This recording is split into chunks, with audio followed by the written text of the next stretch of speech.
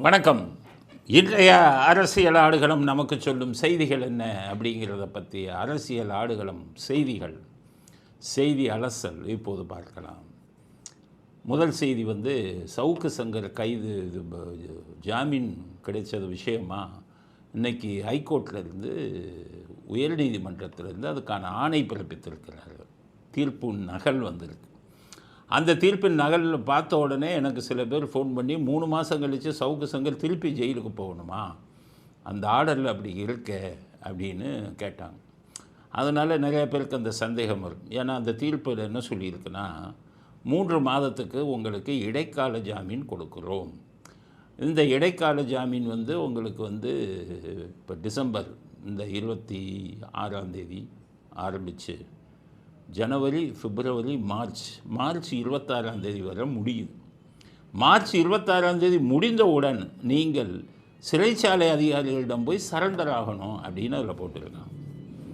உடனே எல்லோரும் என்ன நினச்சிட்டாங்க, இப்போ 3 மாதம்தான் அவர் வெளியில் இருக்க முடியுமா, 3 மாதம் கழித்து மறுபடியும் சிறைச்சாலை அதிகாரிகள்கிட்ட போய் சரண்டர் ஆனாருன்னா மறுபடியும் ஜெயிலுக்குள்ளே போடுவாங்களா அப்படிங்கிற சந்தேகங்கள் நிறைய பேருக்கு வந்துருக்கு. அதனால் என்கிட்ட ஒரு சில பேர் கேட்டாங்க. அதில் சட்ட பிரச்சனை. அதனால் நான் அந்த தீர்ப்பை பார்த்ததுனால அது என்ன நடந்திருக்கு, என்ன உண்மை அப்படிங்கிறத மக்களுக்கு சொல்லணும். என்னென்னு கேட்டிங்கன்னா, அந்த தீர்ப்பில் அவங்க சொல்லியிருக்கிறது 3 மாதம் முடிந்தவுடன் சிறைச்சாலை அதிகாரிகளிடம் அவர் போய் சரண்டர் ஆகணும்னு சொல்லியிருக்கு. அப்படின்னா என்ன அர்த்தம், ஒரு 3 மாதம் முடிஞ்சோடனே திருப்பி ஜெயிலுக்கு போகணுன்னு அர்த்தம் இல்லை. அதில் சட்டம் என்னென்னா, அவர் மேலே எத்தனை வழக்கு போட்டிருக்காங்கன்னா 19 வழக்கு போட்டிருக்காங்க. இவ்வளவு நான் சொல்கிறேன், இவ்வளவு கீழ்த்தரமாக கேவலமாகலாம் காவல்துறை நடக்கக்கூடாதுங்க. காவல்துறைக்குரிய மாண்பையே கெடுத்து விடுறாங்க. இப்படியே காரி துப்புறாங்களே. இவர் என்ன சொல்கிறாரு, ஜட்ஜு அதில் என்ன சொல்லியிருக்காரு, ஏன் அந்த யூடியூப்காரங்க பின்னாடியே ஓடிக்கிட்டு இருக்கீங்கிறது. அவன் பேசுனதை வச்சு ஒரு இந்த சமுதாயத்தில் எல்லா மக்களும் மனம் மாறிடுவாங்களா? அவங்களுக்கு அறிவு இல்லையா? அவன் ஒரு கருத்தை சொல்கிறான், ஏற்றுக்கிட்டான்னா அது அவனுடைய விருப்பம். இல்லைன்னா அவன் விட்டுட்டு போகிறான். இதுக்காக போயிட்டு இப்போ எதுக்கு எத்தனை கேஸை போட்டுக்கிட்டு இருக்கீங்கன்னு கேட்குறாரு. திருந்தவே மாட்டேங்கிறாங்களே. ரொம்ப காவல்துறைக்கு கெட்ட பேராகுதுனால ஒரு சில அதிகாரிகள் திருந்தவே மாட்டேங்கிறாங்களே. என்ன பண்ணுறது, காவல்துறை போய் இப்படி ஆளுங்கிட்ட போய் மாட்டிக்கிச்சே, ரொம்ப கேவலமாக இருக்குது. என்னென்னா 19 வழக்கு, அதில் சில வழக்கெல்லாம் 2022 அதுக்கு போய் இப்போ எஃப்ஐஆர் 2022 போட்டதை இப்போ அரெஸ்ட் காமிக்கிறான். திருச்சி, நுங்கம்பாக்கம், இங்கே 7 வெல்ஸ் 7 கிணறு, அதுக்கப்புறம் உங்களுக்கு Saint Thomas Mount, Saidapet, Adambakkam. எப்படியா போலீஸை நம்புவாங்க? இப்படி எல்லாமா என்ன பண்ணிக்கிட்டு இருந்தீங்க? 2022 போட்ட எஃப்ஐஆரை என்ன பண்ணிக்கிட்டு இருந்தீங்க? இஷ்டத்துக்கு போடுவீங்களா? இருக்கிறவெல்லாம் இழிச்சவா எனக்கு நாங்கள் கொடுக்குற மாதிரி கேட்குறாங்களே. அதனால் 19 கேஸை போட்டுக்கிட்டு இப்போ கொடுக்குறாங்க. அதில் சில மேஜிஸ்ட்ரேட் எல்லாம் நான் தூக்கி போட்டுட்டு ஏன் அந்த வேலை பண்ணுறீங்கன்னு அனுப்பியிருக்காங்க. ரிமாண்டை டிஸ்மிஸ் பண்ணியிருக்காங்க. அதை அப்போவே தொடச்சி போட்டு திருப்பி எஃப்ஐஆர். ரொம்ப கேவலம். பாவம் இந்த இன்ஸ்பெக்டருங்கெல்லாம் அவங்க தான் கேவலப்படுறாங்க. ஸ்டேஷன் ஹவுஸ் ஆஃபீஸர் யாரோ அதிகாரிகள்லாம் இப்படியா அவங்க பேச்சை கேட்டுக்கிட்டு அவமானப்படுவது, கேவலப்படுவதெல்லாம் ஸ்டேஷன் ஹவுஸ் ஆஃபீஸர், இன்ஸ்பெக்டர்லாம். காவல்துறையில் ஒரு பெரிய சாபக்கேடு. மேலே இருக்கிற அதிகாரி சொன்னதை கேட்கணும். மேலே இருக்கிற அதிகாரி ஒன்றும் தெரியாதால போயிட்டால் கேவலப்படுறது இதெல்லாம் இவங்க தான் வாய்னால் சொல்லிடுவாங்க. வாய்மொழி உத்தரவு அசிங்கம் இல்லையா? 2022 அவர் சொல்கிறார், என்னையா அத்தனை கேஸு போட்டு வச்சுருக்கீங்க. ஜட்ஜு அன்னைக்கு கேட்டார் கோர்ட்லேயே. பார்த்தீங்கன்னா 2022 3 வருஷமாக என்னையா பண்ணீங்க? பதிலே இல்லை. மேஜிஸ்ட்ரேட்டு பூரா இப்போ கொஞ்சம் சுதாரிச்சுட்டாங்க. மேஜிஸ்ட்ரேட்டு பூரா சுதாரிக்க ஆரம்பிச்சிட்டாங்க. அதனால் இனி நீங்கள் மேஜிஸ்ட்ரேட்டுகளை ஏமாற்ற முடியாது. எந்த மேஜிஸ்ட்ரேட்டாவது சட்டத்துக்கு எதிராக சொல்லிட்டார். இப்போ பெஞ்சு சொல்லிடுச்சு, ஹைகோர்ட்டு பெஞ்சு, நீங்கள் இதில் யூடியூப்பில் நீங்கள் பேசுனா அதுக்கு இது அவதூறு வழக்கு தான் போடணும், எஃப்ஐஆர் போட முடியாது சொல்லியாச்சு. மீறி நீங்கள் ரிமாண்டு கொண்டு போய் அதை எந்த மேஜிஸ்ட்ரேட்டாவது ரிமாண்ட் பண்ணாங்கன்னா, வழக்கறிஞராக நான் அவங்களுக்கு போய் ஆஜராகி ரிமாண்ட் பண்ண மேஜிஸ்ட்ரேட்டு மேலே அருணேஷ்குமார் ஜட்ஜ்மெண்ட்டில் சுப்ரீம் கோர்ட் சொன்னபடி ஜுடிஷியல் இவங்கிட்ட ரெஜிஸ்ட்ரார் ஜெனரல்கிட்ட அந்த மேஜிஸ்ட்ரேட்டு மேலே வழக்கறிஞராக நான் போய் கம்ப்ளைண்ட்டு கொடுப்பேன். என் வழக்கில் கொடுத்துருக்கேன் மேஜிஸ்ட்ரேட்டு மேலே. ஏன்னா நான் இஷ்டத்துக்கு கொடுக்கல. சுப்ரீம் கோர்ட்டே சொல்கிறாங்க, இந்த இதை மீறினாங்க, நான் அருணேஷ்குமார் ஜட்ஜ்மெண்ட்டை மீறினா அந்த இவங்க மேலே கொடுங்க, மேஜிஸ்ட்ரேட்டு மேலேன்னு சொல்லியிருக்காங்க. அதுபடி நான் மேஜிஸ்ட்ரேட்டு மேலே கொடுத்துட்டேன். இப்போ சிக்கலில் மாட்டிக்கிட்டு இருக்காரு. இன்னும் இவங்கெல்லாம் சிக்கலில் மாட்ட போகிறாங்க. இன்ஸ்பெக்டருங்கெல்லாம் இப்போ இது போகிற எதுவும் எலெக்ஷன் முடிஞ்சிட்டா எல்லாருமே வீட்டுக்கு போயிட வேண்டியது. இப்படி போய் கொடுத்து 19 கேஸை போட்டு அவரை போட்டு இது பண்ணி கொண்டு வந்திருக்காங்க. இப்போ 19 கேஸுக்கு அவங்க மொத்தமாக 3 மாதம் ஜாமீன் கொடுத்துட்டாங்க. இப்போ இது ஒன்று, இப்போ இந்த 3 மாதத்துக்குள்ளே இவர் என்ன பண்ணணும்னா அந்த 19 கேஸுக்கும் ஜாமீன் வாங்கணும், அவ்வளோதான். 19 கேஸுக்கும் ஜாமீன் வாங்கிட்டால் உங்களுக்கு அங்கே போக வேண்டியதில்லை. சிறைத்துறை அதிகாரிகளிடம் 3 மாதம் முடிந்து போவதில்லை, போக வேண்டிய அவசியம் இல்லை. அம்ப்ரெல்லா ப்ரொடெக்ஷன்னு பேர். ஏற்கனவே சொன்னேன், கோசாமி ரிப்பப்ளிக் டிவி இதில் இந்த கோஸ்வாமி கேஸில் சுப்ரீம் கோர்ட் சொல்லியிருக்காங்க, மல்டிபிள் எஃப்ஐஆர், பல எஃப்ஐஆருக்கு ஒரே பெயில் வாங்கிடலாம். இது வேண்டுமென்றே போடப்பட்டு அதில் தான் சொல்கிறேன், 2022 போட்டிருக்காங்கன்னு சொன்னால் முடிஞ்சு போகுது. சுப்ரீம் கோர்ட்டுக்கு போனால் தாளிச்சிடுவாங்க இவங்களை. போனீங்கன்னா புரியுது, மல்டிபிள் எஃப்ஐஆர், நீ 100 எஃப்ஐஆர் போட்டாலும் ஒரே பெயில் ஆர்டரில் வாங்கிடலாம். சுப்ரீம் கோர்ட்டுக்கு அந்த அதிகாரம் இருக்குது. ப்ராசஸ் அப்யூசிவ் ப்ராசஸ் ஆஃப் லான்னு பேர். சட்டத்தை தவறாக பயன்படுத்தினா சுப்ரீம் கோர்ட்டிலே போட்டு 19 கேஸுக்கும் எல்லாத்தையும் நிறுத்திடுவாங்க. அதனால் இந்த 3 மாதத்துக்குள் சவுக்கு சங்கர் வழக்கறிஞர்கள் அவங்களுக்கு வேண்டிய இந்த இதை 3 மாதத்துக்குள்ளே இந்த 19 கேஸுக்கும் பெயில் வாங்கிட்டா முடிஞ்சு போச்சு. இந்த பெயில் 19 கேஸுக்கு நான் சொல்கிறேன், இது உங்களுக்கு இப்போ குவாஷு எஃப்ஐஆர் குவாஷ் 19 எஃப்ஐஆரும் 19 தாளுப்பா. எங்கள் நீதித்துறையில் பிரதிநிதியாக நான் சொல்கிறேன், எங்களுக்கு 19 எஃப்ஐஆர் 19 ஒயிட் பேப்பர் போட்டு க்ளீனாக குவாஷ் பண்ணுவாங்க. இவங்க சவுக்கு சங்கர் வக்கீலுங்க செய்யட்டும். இதுக்காக நாங்கள் சவுக்கு சங்கர் நேர்மையானவர், யோகியர், அவர் செஞ்ச கேஸ் எல்லாம் பொய்ன்னு நான் சொல்ல வரல. அது நீதிமன்றம் முடிவு செய்யும். நீங்கள் போட்டிங்கன்னா அதை நம்ப முடியாதுங்கிறது தான். எஃப்ஐஆர் குவாஷ் போடுங்க, உங்கள் இது போடுங்க, மேலிஷியஸ் ப்ராசிக்யூஷன். அதுக்கு மேலிஷியஸ் ப்ராசிக்யூஷன் தான் போட போகிறேன். ஒவ்வொருத்தர்கிட்டையும் சம்பளத்திலேருந்து ரெக்கவர் பண்ண போகிறேன். ஐபிஎஸ் அதிகாரியிலேருந்து சம்பளத்திலேருந்து விடவே மாட்டேன். 20 கேஸ் 30 கேஸ் போடுவேன் நான். நீ எங்கள் மேலே போடுற இல்லை 19, நான் 25-30 கேஸ் உங்கள் மேலே போடுறேன் பாருங்கள். அதனால் சவுக்கு சங்கர் இதில் பயப்பட வேண்டியதில்லை. ஒரு மனிதனை மனித உரிமையெல்லாம் மீறி யார் செஞ்சாலும் நாங்கள் குரல் கொடுப்போம். அது போலீஸாக இருந்தாலும் சரி, டிஜிபியாக இருந்தாலும் சரி, கமிஷனராக இருந்தாலும் சரி, ஜாயின்ட் கமிஷனராக இருந்தாலும் சரி, எங்களுக்கு அதெல்லாம் ஒன்றும் இல்லை. நான் 20 ஆண்டுகள் சட்டத்து இதில் நீதித்துறையில் இருந்து சட்டத்தை பற்றி நல்லா தெரிஞ்சுக்கிட்டேன். சட்டம்ங்கிறது ஒரு கடவுள் மாதிரி. அதனால தான் நீதிபதிகளை பதினா கடவுள், நீதிக்கு கடவுள்னு ஏன் சொன்னால், அநியாயம் அக்கிரமம் நடந்தால் உடனே அவங்க தீர்வு கொடுக்குறாங்கல்ல. அதனால தான் அவங்களுக்கு அந்த பேரை கொடுத்தான். இப்போ பாருங்கள் எவ்வளோ பெரிய சிக்கல், 19 வழக்கம் மாட்டி விட்டாங்களே, ஒரே நாளில் தீர்வு கொடுத்தாங்க பாருங்கள். எஸ்எம் சுப்பிரமணியம்ங்கிற நீதியரசர், தனபாலுங்கிறவங்கெல்லாம் ஒரே நாளில் கொடுத்துட்டாங்க. அதனால் இனியும் வாழாட்டாதீங்க, அரசியல்வாதிக்கு ஜுவால்டா தூக்காதீங்க, அரசியல்வாதிக்கு கூலிப்படையாக வேலை செய்யாதீங்கன்னு தான் சொல்கிறோம். அதனால் அன்றைக்கி பார்த்திங்கன்னா மடிப்பாக்கம் இன்ஸ்பெக்டரும் ஆதம்பாக்கம் இன்ஸ்பெக்டரும் இங்கே போகிறாங்க. மடிப்பாக்கத்தில் ஒரு கேஸு கூட இல்லை. எதுக்கு மடிப்பாக்கம் இன்ஸ்பெக்டர் அனுப்புனீங்க? நுங்கம்பாக்கத்தில் கேஸ் இருக்குது. 7 கிணறுல அந்த இன்ஸ்பெக்டர் அனுப்புனா பரவாயில்லையே. அவங்க இல்லாததுக்கு எதுக்கெடுத்தாலும் மடிப்பாக்கம் இன்ஸ்பெக்டர் வர்றாரு, நல்ல மனிதர். ஆனால் அவரும் சிக்கலில் மாட்டுகிறார். அவர் மேலேயும் புகார் கொடுத்தாச்சு. மடிப்பாக்கம் இன்ஸ்பெக்டர் நீங்கள் எதுக்கு உங்கள் இது இல்லாமல் நிற்கிறீங்க? அவர் ரொம்ப டீசெண்டாக நடந்துக்குவார். மடிப்பாக்கம் இன்ஸ்பெக்டர் பயமுறுத்த மாட்டார். இது பண்ணி சமாதானமாக பேசுவார். இருந்தாலும் அவர் வந்தது தப்பு இல்லையா? சவுக்கு சங்கருக்கு வந்தது தப்பு இல்லையா?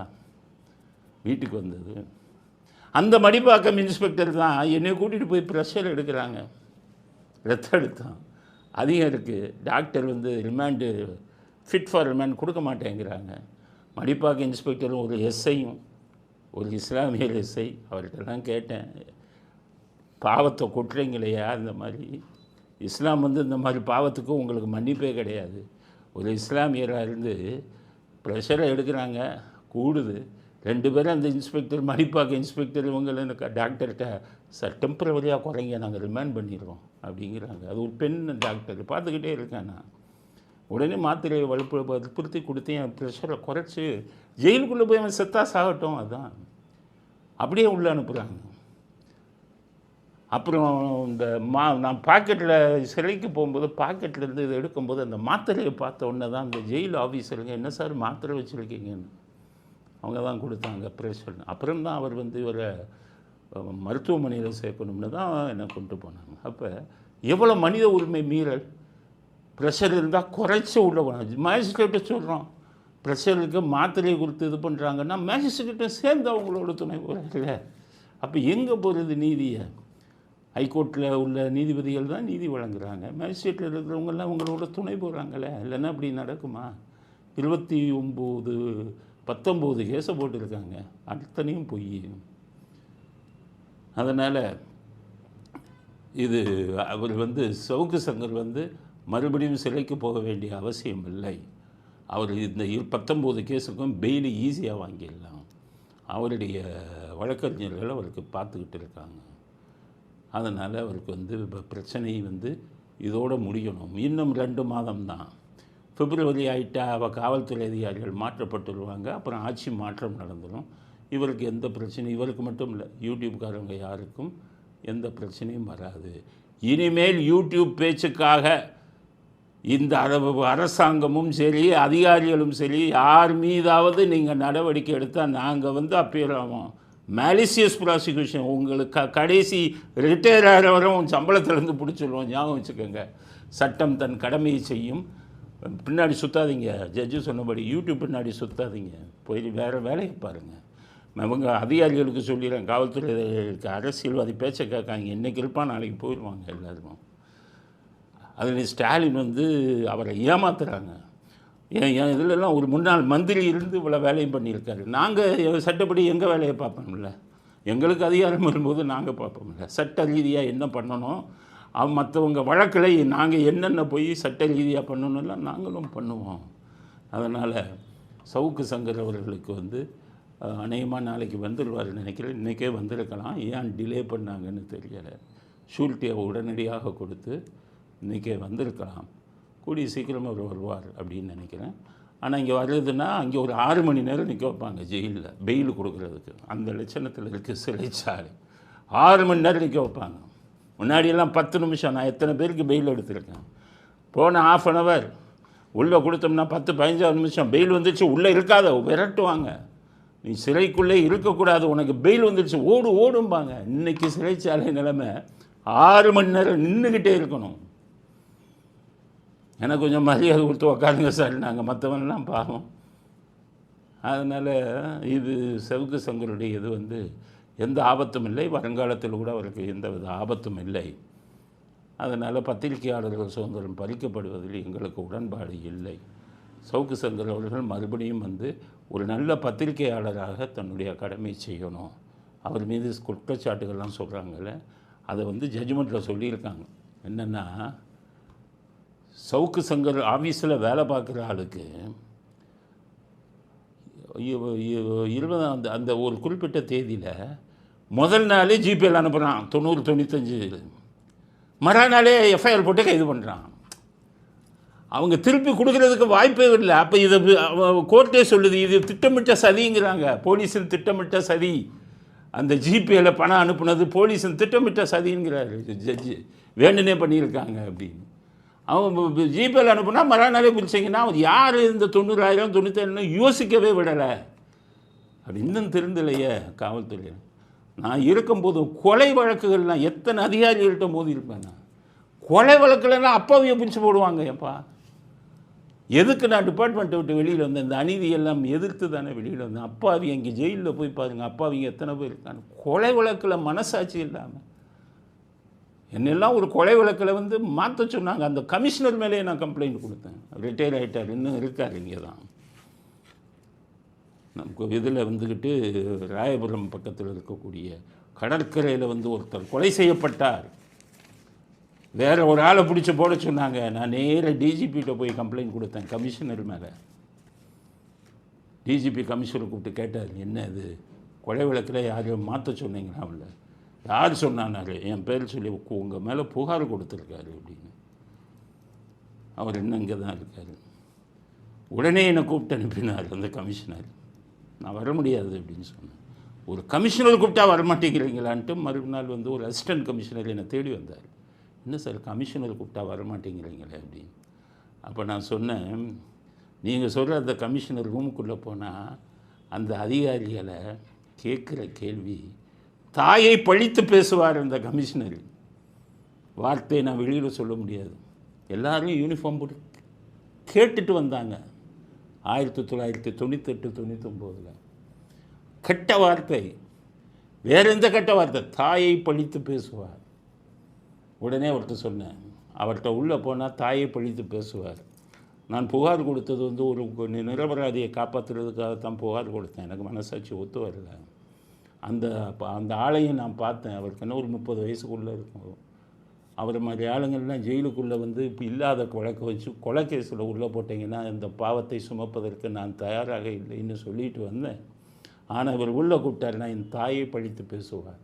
அந்த வார்த்தையை கேட்பதை விட டிஸ்மிஸ் பண்ணி என்னை வெளியில் அனுப்புங்க, நான் ரெடியாக இருக்கேன் போகன்னு சொன்னேன். அதனால தான் அவர் கூப்பிட்டு நான் வரலன்னு. இந்த அசிஸ்டன்ட் கமிஷனர் நேராக போய் சொன்னார். அவர் இப்படி சொல்கிறார், வாயை திறக்கவில்லை அவர், அதோடு என்னை கூப்பிடவும் இல்லை, என் மேலே எந்த நடவடிக்கையும் எடுக்கவில்லை. இப்படி போய் கொண்டிருந்தது. பல கொலை வழக்குகள் கண்ணால் பார்த்தேன். என்னால் நெஞ்சு படி தூக்கமே வராது எனக்கு, இப்படியெல்லாம் நடக்குது.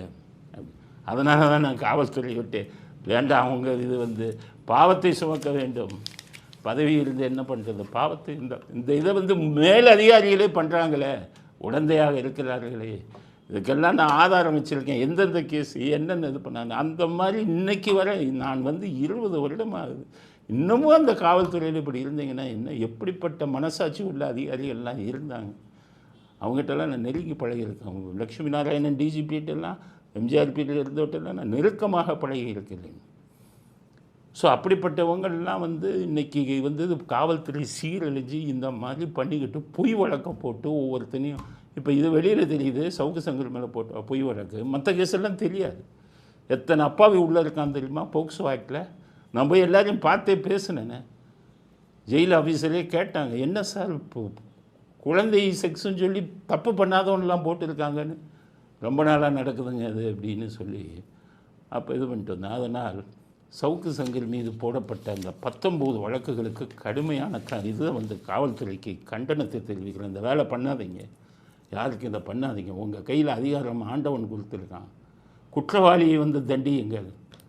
உங்கள் அதிகாரம் இருக்குங்கிறதுக்காக பிடிக்காதவன் இவன் எல்லாத்தையும் பிடிச்சி வழக்கு மேலே வழக்கு போட்டிங்கன்னா இதனுடைய பாவத்தை நீங்கள் வந்து ஏற்றுக்கொண்டு ஆக வேண்டும். அதிகாரிகளுக்கு சொல்கிறேன், இந்த பாவத்தை செய்யாதீங்க. பல வழக்குகளை நான் பார்த்தேன்.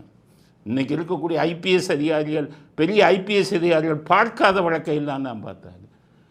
மனசு இதாகி தான் நான் வந்தேன். காவல்துறையில் இருக்க முடியாமல் தான் வந்தேன். இந்த வேலை பண்ணாதீங்க, யாருக்கும் செய்யாதீங்க. நேர்மையுடன் மனசாட்சியுடன் காவல்துறையை நடத்துங்க. வழக்குகளை போடுறதை நான் வந்து தவறு செய்தவர்கள் மீது போடுங்கள். பொய் வழக்கு, அந்த கூண்டாஸ் எல்லாம் 5 கோட்டா, ஒவ்வொரு போலீஸ் ஸ்டேஷன் 5 கோட்டா மாதத்துக்கு. ஒருத்தனை திருந்தவே விடுறதில்லை. அவன் திரும்பி போகணுன்னாலும் குண்டர்கள் சட்டத்தில் போட்டு உள்ளே கொண்டு வந்துடுங்க.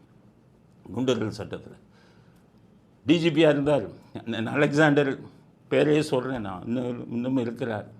அவர் வீட்டிலே திருடு போச்சு. அப்புறம் திருடனை பிடித்தார்கள். அவர் திருடனை கூட்டிகிட்டு வாங்க பாடினார். ஏன் திருடனை? பசி சார் அவன் சொன்னது. பசி, குடும்பம் இருக்குது, 2 குழந்தைகள் இருக்குது, வருமானம் இல்லை. அதனால் இது காவல்துறை அதிகாரி வீடுன்னு உங்கள் வீடுன்னு எனக்கு தெரியாது. ஏன்னா அவர் பேர் மட்டும்தான் போடுவார் போர்டில். ஐபிஎஸ்ன்னு கூட போட மாட்டார். ஏடிஜிபி டிஜிபின்னு கூட போட மாட்டார். அதிகாரத்துக்கு அடையும் பல அதிகாரிகளுக்கெல்லாம் அவர் ஒரு முன்னுதாரணம் பாருங்கள். இப்போ இதை கூட போட மாட்டார் தன்னுடைய இதெல்லாம். அவன் சொன்னான் அந்த திருடன் அவங்க எங்கள்கிட்ட, ஐயா நீங்கள் ஒரு போலீஸ் அதிகாரின்னு அதில் டிஜிபின்னு போட்டிருந்தீங்கன்னா நான் உங்கள் வீட்டுக்குள்ளே வந்திருக்க மாட்டேன்னு. அப்புறம் தான் அவர் என்ன பண்ணார், இவனை உடனே சிறைக்கு அனுப்பி அவரே வந்து வழக்கை சீக்கிரம் முடித்து அவனுக்கு தண்டனை வாங்கி வந்த உடனே அவனுக்கு வேலை வாங்கி கொடுத்தார். வாட்ச்மேன் வேறு. கரெக்டாக 3 மாதத்தில் அவனை தூக்கி கூண்டாசில் போட்டாங்க. அவ்வளவு வருத்தப்பட்டார். என்னப்பா அந்த ஆளை போய் கூண்டாசில் போட்டாங்கன்னு. என்னத்தை சொல்கிறது? அந்த 2 குழந்தைகள், அந்த இப்போ மனைவி, அவங்கெல்லாம் வீட்டு வேலை பார்த்துக்கிட்டு இருக்காங்க, குழந்தைகள் படிக்கலை. அப்படி என்னத்தை சொல்கிறது? இப்படி ஒரு அதிகாரியும் இருந்தார்.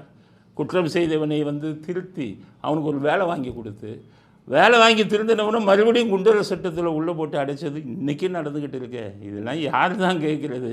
மனசாட்சி இல்லையா அதிகாரிகளுக்கு? இதெல்லாம் நான் காவல்துறையில் கேள்வி கேட்டாலும், அதனால தான் இப்போ நான் தைரியமாக வந்து கேட்குறேன். மனசாட்சி இல்லையா அவங்களுக்கு? பல குடும்பங்களை கெடுத்து கொண்டு இருக்கீங்களே பொய் வழக்கை போட்டு.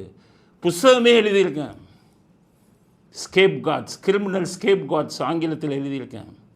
பலிகடை ஆக்கப்படும் குற்றவாளிகள்னு. எத்தனை குற்றவாளிகளை பலிகடை ஆக்குறீங்க? பாவம், இப்போ போகிறவன் வரவனெல்லாம் இன்றைக்கி ஆரம்பிச்சிட்டிங்களே, மனது வலிக்கிறது.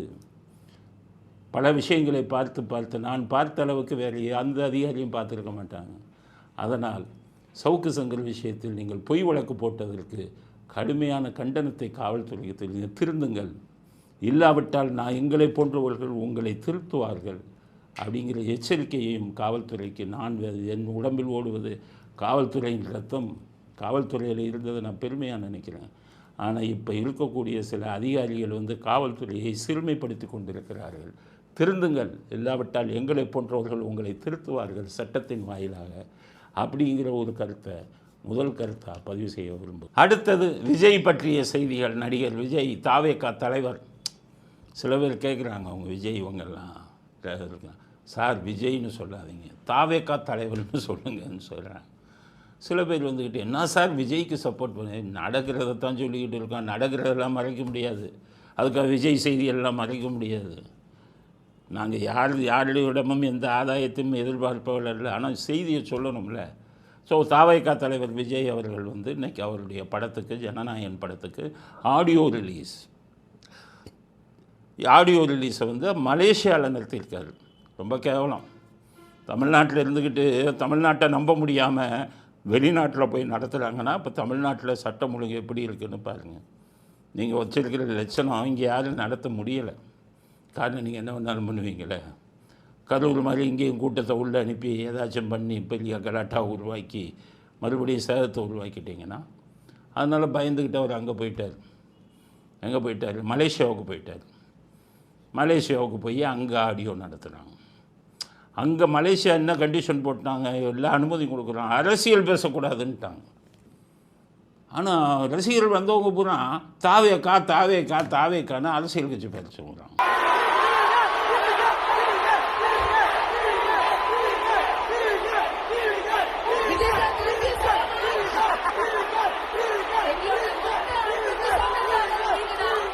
ஸோ இந்த வீடியோ பாருங்கள். வந்திருக்கிறது கிட்டத்தட்ட 1,00,000 பேருக்கு வந்து பெரிய கூட்டம் கூடியிருக்கு. பாருங்கள் அந்த வீடியோவை.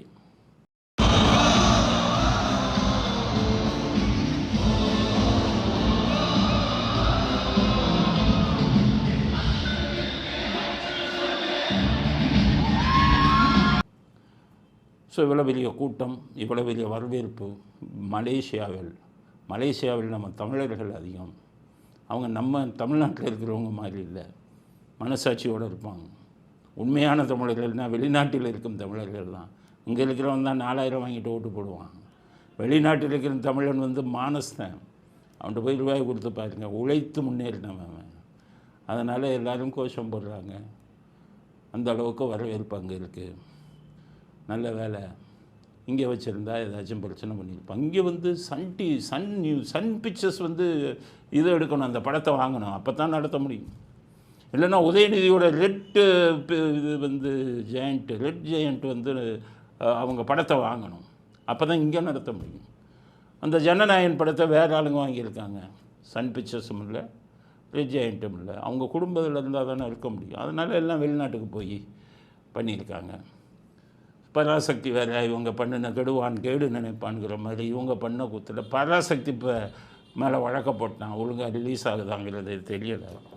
அந்த சூழ்நிலையில் இருக்கிறது. அதனால் வந்து ஜனநாயகனுக்கு படத்துக்கு மிக அருமையான வரவேற்பை மலேசிய தமிழர்கள் கொடுத்திருக்கிறார்கள் என்ற செய்தியை உங்கள் முன் வைக்க விரும்புகிறோம். அதனால் அந்த படம் வெற்றி பெறணும். அந்த படம் இல்லை, எல்லா படமும் வெற்றி பெறணும். பாவம், திரையுலகம் இன்றைக்கி இருக்கிற நிலைமை வந்து படுமோசமாக இருக்குது. எல்லா தொழிலாளர்களுக்கும் வேலை இல்லை.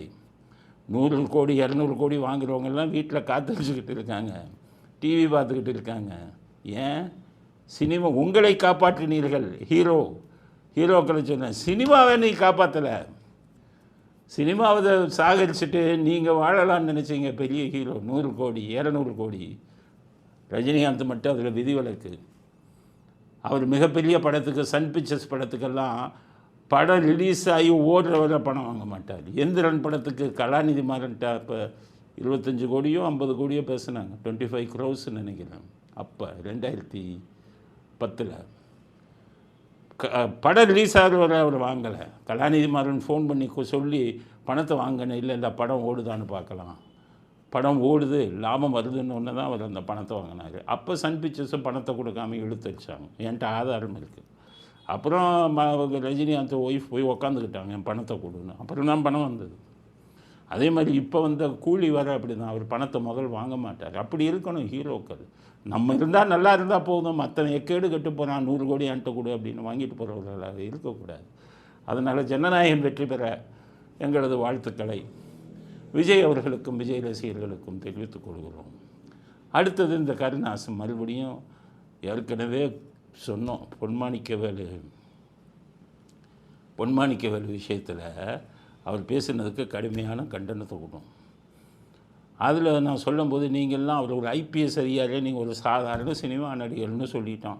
அதில் பாவம் ஒருத்தர் கோவிச்சுட்டு, என்ன சார் எங்களை போய் சாதாரண சினிமா நடிகர்னு சொல்கிறீங்களே, சினிமா நடிகர்னா கேவலமான. இப்போ ஐபிஎஸ் ஆஃபீஸரு உங்களால் சினிமாவில் நடிச்சுக்கிட்டு கேவலப்படுத்தும் போது அது உங்களுக்கு தானே கெட்ட பேர்.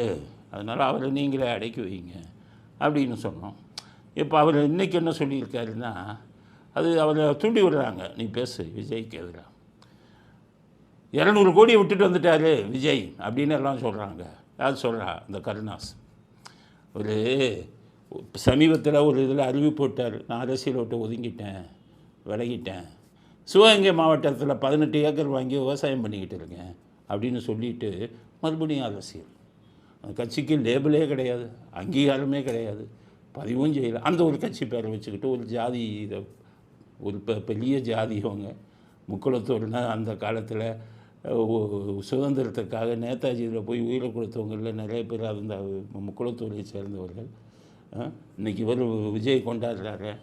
வேலு நாச்சியார் வெள்ளைக்காரனை எடுத்து போகிறாருன்னம்மா, பசுமன் முத்துராமலிங்க தோல் எல்லாத்துக்கும் மேலே சின்ன மருது பெரிய மருது வெள்ளைக்காரனையை அடித்து துரத்திட்டு தூக்கு கையில் முத்தமிட்டு போனாங்க. கட்டபொம்மன் தம்பியை ஊமைத்துறையை காப்பாற்றணுங்கிறதுக்காக தன்னுடைய அரசாட்சியை இழந்து வந்து மிகப்பெரிய தியாகத்தை செஞ்சவங்க. கவிஞர் கண்ணதாசன் என்ன பண்ணார்? இந்த சின்ன மருது பெரிய மருது பற்றி யாருக்குமே தெரியல. கவிஞர் கண்ணதாசன் வந்து அந்த ஒரு வரலாற்றை எடுத்து படிச்சுட்டு என்ன சொன்னார், எவ்வளோ பெரிய தியாகத்தை பண்ணியிருக்காங்க அந்த ஆளுங்க வெள்ளைக்காரனை. இந்த தியாகம் யாருக்கும் தெரியலையே, எனக்கு நஷ்டம் வந்தாலும் பரவாயில்லன்னு சிவகங்கை சீமைன்னு ஒரு படத்தை எடுத்து சின்ன மருது பெரிய மருது கதை விட்டார். அந்த படத்தில் அவருக்கு நஷ்டம், அவர் கவலைப்படல கண்ணதாசன்.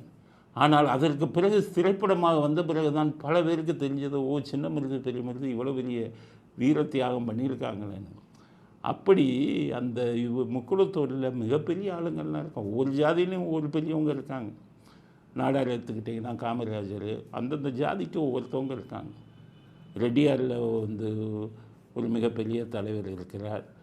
பட்டியலினத்தில் வந்து இப்போ அம்பேத்கர் இருக்கார். இது மாதிரி அது மாதிரி முக்குளத்தூர் இதில் வந்து மிகப்பெரிய வீரர்கள் இவங்கெல்லாம் இருந்தது. அந்த ஜாதி பேரை வச்சுக்கிட்டு முக்குளத்தூர் புலிப்படைன்னு வச்சுக்கிட்டு இந்த வேலையை பண்ணுறது. விஜய் 200 கோடி விட்டுட்டு வராருன்னு சொல்கிறாங்க. 200 கோடி விட்டுட்டு 2 லட்சம் கோடியை சம்பாதிக்கிறதுக்கு தான் அவர் வராருன்னு சொல்கிறார் மறுபடியும் கருணாஸ். 200 கோடியை இழந்து நான் வருகிறேன் என்றால் நான் சொல்லுகிறேன் 2 லட்சம் கோடி சம்பாதிப்பதற்காக வருகிறார். வர்றவனை பூரா இல்லை உங்களை மாதிரி நினைக்கிறது. கூவத்தூரில் உட்காந்து கூத்தடிச்சிங்களே அந்த மாதிரி அரசியல்வாதிகள் நினைச்சிங்களா? எம்ஜிஆர் சினிமா விட்டு வந்தார், சம்பாதிக்கிறதுக்காக வந்தார், மற்றவர்களுக்கு அள்ளி கொடுத்தார், கடைசி வரை சம்பாதிக்கலை. எல்லா சினிமா நடிகர்களும் விட்டுட்டு வராங்கன்னா சம்பாதிக்கிறாங்கன்னு அர்த்தமா?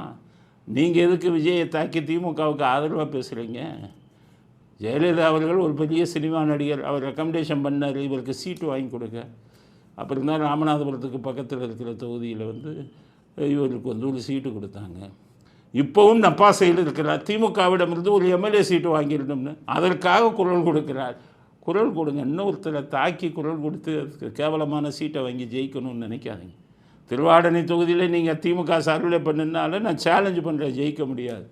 அதனால் திமுகவிடமிருந்து இனாமாக ஒரு எம்எல்ஏ பதவியை பெற வேண்டும் என்பதற்காக உளறி கொண்டிருக்கிறார் கருணாஸ். விஜயை பற்றி அவங்க சொன்னது தப்பான விஷயம். 2 லட்சம் கோடியை சம்பாதிக்கணும்னு வர்றாங்கன்னு எந்த வித ஆதாரமும் இல்லாமல் உங்களை போன்ற கீழ்த்தர அரசியல்வாதியாக விஜய் இருப்பார் அப்படின்னு நீங்கள் நினச்சி சொல்கிறத வந்து ஏற்றுக்கொள்ள முடியாதது. இதுக்கு விஜயெல்லாம் பதில் சொல்ல மாட்டார். அதனால் எங்கெங்கே தப்பு நடக்குதோ அங்கே யாருக்காக சொன்னாலும் நம்ம சொல்லிடுவோம். இது விஜய்க்கு ஆதரவாக சொல்லக்கூடிய விஷயம் இல்லை, உண்மை அதுதான். 2 லட்சம் கோடி சம்பாதிக்கிறதுக்கு அவர் வர்றாங்க. ஆட்களை பார்த்தால் தெரியணும். இவங்கெல்லாம் ஏதாச்சும் நல்லது செய்வோம், கடைசி இதில் வந்து நல்ல பேர் வாங்கிட்டு நாட்டுக்கு நல்லது செய்வோங்கிற எண்ணத்தில் தான் வராங்க அப்படிங்கிற கருத்தை அடுத்த கருத்தாக பதிவு செய்ய விரும்புகிறேன். அடுத்தது கனிமொழி அவர்கள் ஒரு வார்த்தை சொல்லியிருக்காரு. அதுக்கு பதில் சொல்லியே ஆகணும். ஏன்னா சம்மந்தப்பட்டவங்க சொல்ல மாட்டாங்க. எடப்பாடியை பற்றி சொல்லியிருக்காரு. அவங்க அண்ணனுக்கு பயங்கர வேலை இருக்கான். எடப்பாடிக்கெல்லாம் பதில் சொல்கிற அளவுக்கு அவருக்கு நேரம் இல்லைங்கிறாங்க. முதலமைச்சர் இருக்கக்கூடிய வேலைப்பாடுகளை இவரோடலாம் விவாதிக்க முடியாது. கட்சியில எத்தனையோ பேர் இருக்காங்க.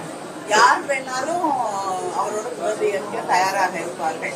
அவங்களோட விவாதிக்கட்டும். அதெல்லாம் தாண்டி சில கேள்விகள் இருந்தால் முதலமைச்சர் நிச்சயமாக பதில் அளிக்கும். இதுக்கு எடப்பாடி பதில் சொல்ல மாட்டார், அவர் கண்டுக்க மாட்டார். ஆனால் அவர் சார்பில் நம்ம சொல்லணும். அவர் திட்டவும் செய்வோம். அவர் இது பக்கம் நியாயம் இருந்தால் ஆதரிச்சுன்னு சொல்லுவோம். ஏடிஎம்கே காரவங்களாம் அப்படின்னு எப்போவுமே திட்டக்கூடாது, எப்போவுமே ஆதரித்து பேச நினைக்காதீங்க. தவறு இருந்தால் திட்டுவோம். இப்போ பார்த்தீங்கன்னா எடப்பாடி பழனிசாமிக்கு வேலை இல்லையா, இவங்க அண்ணனுக்கு ரொம்ப வேலை இருக்கான், அவரோட பேச நேரம் இல்லையா. இப்போ நேரம் இல்லை. அன்னைக்கு எடப்பாடி வந்து முதலமைச்சராக இருந்தார் கனிமொழி அவர்களே, அன்னைக்கு அவருக்கு எவ்வளோ வேலை இருந்தது. நீங்கள் உங்கள் அண்ணன் உங்கள் துரைமுருகன் எல்லாம் போய் கருணாநிதிக்கு சமாதி வைக்கணும்னு கெஞ்சினீங்களே, அவ்வளோ வேலையில் உங்கள் கூட பேச நேரம் இல்லைன்னு எடப்பாடி சொல்லியிருந்தா உங்கள் அப்பாவுக்கு பீச்சில் சமாதி கிடச்சிருக்குமா? அன்னைக்கு அவர் நேரத்தை ஒதுக்குனார் உங்கள் கூட பேச. அன்னைக்கு இதே எடப்பாடி பழனிசாமி தயவு தேவைப்பட்டது. காலில் விழுந்தீங்களே கதை. யார் யார் போய் காலில் விழுந்தீங்க, எப்படி எப்படி அழுதிங்க, எடப்பாடிகிட்ட சமாதிக்கு என்னென்ன கேட்டீங்க அப்படின்னுங்கிற கதையெல்லாம் எவ்வளோ பெரிய கதை இருக்குது. உங்கள் குடும்ப உறுப்பினர்கள் எத்தனை போய் அவர் வீட்டு வாசலில் காத்திருந்தீங்க. அன்னைக்கு இதே எடப்பாடி எனக்கு வேலை அதிகம், உங்களுடன் பேச நேரம் இல்லைன்னு சொல்லியிருக்கணும். இன்றைக்கி அதே எடப்பாடிக்கு அன்னைக்கு தயவு தேவைப்பட்டது, காலில் விழுந்தீர்கள். இன்றைக்கி அதே எடப்பாடிக்கு பதில் சொல்கிறீங்க, எங்கள் அண்ணனுக்கு நிறைய வேலை இருக்குது, அதனால் வந்து அவருக்கு பேச நேரம் இல்லைன்னு சொல்கிறீங்கன்னா எப்படிப்பட்ட சந்தர்ப்பவாத அரசியலை பண்ணி கொண்டிருக்கிறீர்கள் அப்படிங்கிறது தான். அடுத்தது கனிமொழி இன்னொரு சர்ச்சைக்குரிய விஷயத்தை சொல்லியிருக்காங்க, பதில் சொல்லி ஆகணும். ஈவேரா, அம்பேத்கர், கார்ல் மார்க்ஸ் இவர்களெல்லாம் சொல்வது தான் அறமா, அதுபடி தான் நடக்கணுமா? கார்ல் மார்க்ஸ் உலக மகா தலைவர், மார்க்சிஸ்ட கம்யூனிசத்தையே அவர் உலகத்துக்கு சொன்னவர். அதே மாதிரி அம்பேத்கர் சட்ட மேதை, பட்டியலினத்து மக்களுக்காக குரல் கொடுத்தவர். இன்றைக்கும் பட்டியலினத்து மக்கள் அவர் கடவுளான்னு நினச்சிக்கிட்டு இருக்காங்க. 2 பேரும் ஜீனியஸ், மிகப்பெரிய அறிவாளிகள். அவங்களோட போய் இந்த அம்மா ஈவரை வச்சுட்டாங்க. இவங்கெல்லாம் 3 பேர் சொல்வது தான் அறமா? எங்கே அறம்? அது மட்டும் இல்லை, பெண்களுக்கு வந்து மணிமேகலைங்கிற ஒரு புஸ்தகத்தில் மணிமேகலை சொன்னானா, நான் நினைத்ததே ஒரு பெண்ணாக இருந்து செய்ய முடியவில்லை அப்படின்னு சொன்னாங்களாம். ஆனால் இன்றைக்கு பெண்கள் எல்லாம் நினைத்ததை செய்து கொண்டிருக்கிறார்கள். அதற்கு காரணம் எங்கள் ஈவேரா, கார்ல் மார்க்ஸ், கம்யூனிசம். தந்தை பெரியாரும் அண்ணல் அம்பேத்கரும் கார்ல் மார்க்ஸும் சொன்னதுதான் அறம். அம்பேத்கர் இவங்கெல்லாம் கார்ல் மார்க்ஸ்லாம் பெரிய தலைவர்கள். ஈவேராவோட போய் அவர்களோட ஒப்பிடாதுங்க. பெண்கள் வந்து நினைத்ததே செய்ய முடியவில்லை அப்படின்னு மணிமேகலை சொன்னாங்களாம். அப்போ மணிமேகலை சொல்லுவது போல, என்னுடைய வாழ்க்கையை தீர்மானித்துக் கொள்ளக்கூடிய உரிமை எனக்கு இல்லை என்று எப்படி நீ சொல்ல முடியும்? இன்னைக்கு அந்த உரிமை ஒவ்வொரு பெண்ணுக்கும் இருக்கிறது. உங்கள் ஈவரா அவர் மனைவி நினைத்தது செய்ய விட்டாரா? மனைவி வீட்டுக்குள்ளே சாமி படத்தை வச்சு சாமி கும்பிட்டாங்க. நீங்கள் ஒரு வந்து நாஸ்திகவாதினா மனைவியை சாமி கும்பிட விடாமல் தடுக்கலாமா? விடுதலையில் எழுதுறீங்களே இப்போ சாமி படத்தெல்லாம் தூக்கி வெளில போட்டேன்னு. அதுக்கப்புறம் அதே மனைவி கோயிலுக்கு போகணுன்னு போகும்போது வாலிபர்களை அனுப்பி என் மனைவியை கிண்டல் செய்ய சொன்னேன், கோயிலுக்கு போவதை நிறுத்தி விட்டால்னு எழுதுனீங்களே விடுதலையில். அப்போ என்ன ஆச்சு? இவர் சொல்வது தான் அறமா? ஒரு பெண்ணுக்கு உரிமையை வந்து பெற்றுத்தந்தவர்னு சொல்கிறீங்களே, தன்னுடைய மனைவியின் உரிமையை பறிச்சாரா? இவங்களை போய் இதுக்கு அம்பேத்கரோடையும் கார்ல் மார்க்ஸோடையும் ஒப்பிடலாமா? ஏன் உங்கள் அப்பா அண்ணாதுரை எல்லாம் வந்து தீக்காவை விட்டு வெளியில் வந்தாங்க? 73 வயசில் கல்யாணம் பண்ணார், வளர்ப்பு பண்ண கல்யாணம் பண்ணார். குற்றச்சாட்டை ஈவேராவுக்கு எதிராக சுமத்தி தானே இவங்கெல்லாம் வெளியில் வந்தாங்க திமுகவை விட்டு. அப்படிப்பட்ட அவர் அவரை வேற ஒரு தலைவராக சொல்லுங்கள், நாங்கள் ஏற்றுக்கிறோம். சமூக நீதின்னு சொல்லுங்கள், வேறு ஏதாச்சும் சொல்லுங்கள், அது சரி, நீங்கள் சொல்வதற்கு உரிமை இருக்கிறது. அதில் கூட எங்களுக்கு மாறுபட்ட கருத்து இருக்கிறது, சரி சொன்னீங்கன்னு தான்.